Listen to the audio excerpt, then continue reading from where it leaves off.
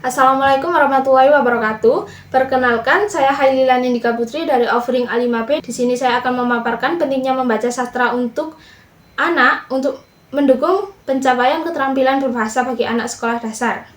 Sastra anak sendiri adalah karya sastra yang ditunjukkan untuk anak-anak berisi nilai estetika, hiburan, dan pendidikan.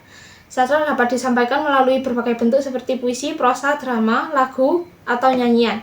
Dari pengertian sastra anak sendiri terdapat tujuan sastra anak, yaitu untuk mendukung pencapaian keterampilan berbahasa bagi anak sekolah, seperti yang pertama meningkatkan kosakata, kedua meningkatkan kemampuan membaca, kemampuan berbicara, menulis, dan mendengar. Dari tujuan tersebut, peningkatan mengenai kosakata saat membaca cerita anak, baik itu dalam bentuk cerpen maupun narasi lain, karena dihadapkan pada kata-kata yang baru yang belum pernah mereka temui sebelumnya.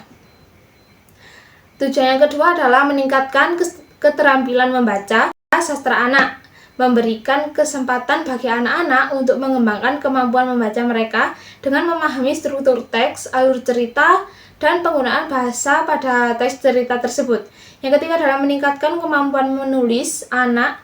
Yang membaca sastra anak dapat meniru gaya menulis yang mereka lihat, kemudian menerapkan dalam tulisan mereka sendiri.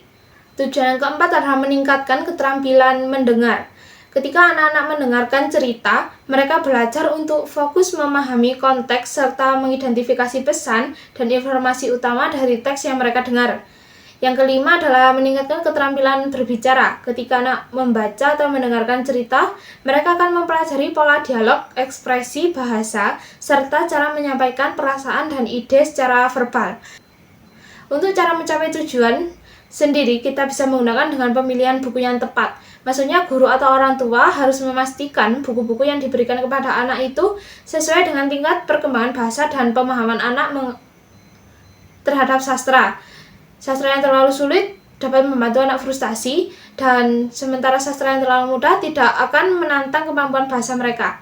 Lebih tepatnya adalah disesuaikan dengan minat siswa. Yang kedua, dengan cara mencapai tujuan membaca dengan lantang. Ini bisa digunakan dengan membacakan cerita secara interaktif, sangat efektif untuk membantu anak memahami teks yang lebih kompleks. Guru atau orang tua bisa melibatkan dengan bertanya tentang karakter, alur cerita, dan prediksi tentang kelanjutan ceritanya. Yang ketiga adalah dengan membuat forum diskusi. Diskusi ini dapat digunakan dengan membuat kelompok kecil setelah membaca cerita. Anak-anak berdiskusi tentang apa yang mereka pelajari dari cerita tersebut, seperti tema utama, pesan moral, maupun karakter favorit mereka. Selanjutnya adalah menulis cerita baru. Ini bisa dilakukan setelah anak-anak membaca atau mendengarkan cerita. Mereka diperintahkan untuk menulis cerita pendek sendiri berdasarkan tema atau karakter yang ditentukan oleh guru.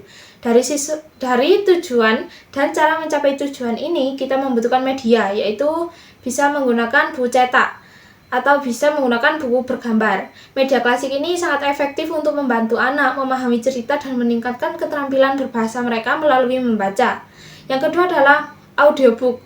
Dalam media digital yang memungkinkan anak mendengarkan cerita tanpa membaca teks. Ini juga membantu anak yang mungkin belum mahir dalam membaca untuk tetap terlibat dalam sastra. Yang ketiga adalah poster. Poster ini dapat menjadi media visual yang menggabungkan teks dan gambar sehingga sangat menarik bagi anak-anak. Media ini membantu siswa mengembangkan keterampilan literasi dengan memperhatikan hubungan antara teks dan gambar. Yang keempat adalah video cerita atau animasi. Video ini berbasis cerita anak yang memberikan cara lain untuk memperkenalkan anak-anak pada sastra.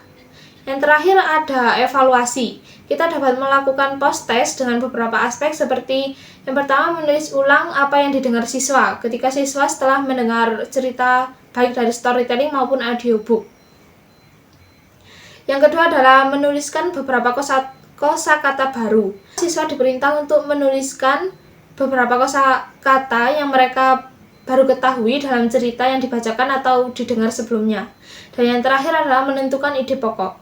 Dalam ide pokok dalam cerita yang dibacakan dalam poin ini tidak hanya menentukan ide pokok saja, melainkan bisa untuk menuliskan tokoh, karakter, ide pokok, gagasan utama, maupun hikmah yang ada dari cerita tersebut.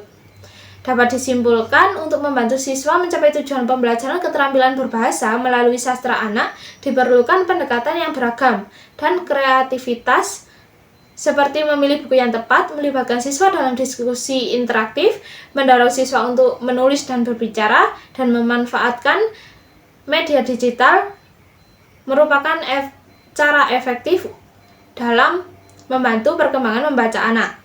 Sekian dari saya. Mohon maaf bila ada kesalahan. Wassalamualaikum warahmatullahi wabarakatuh.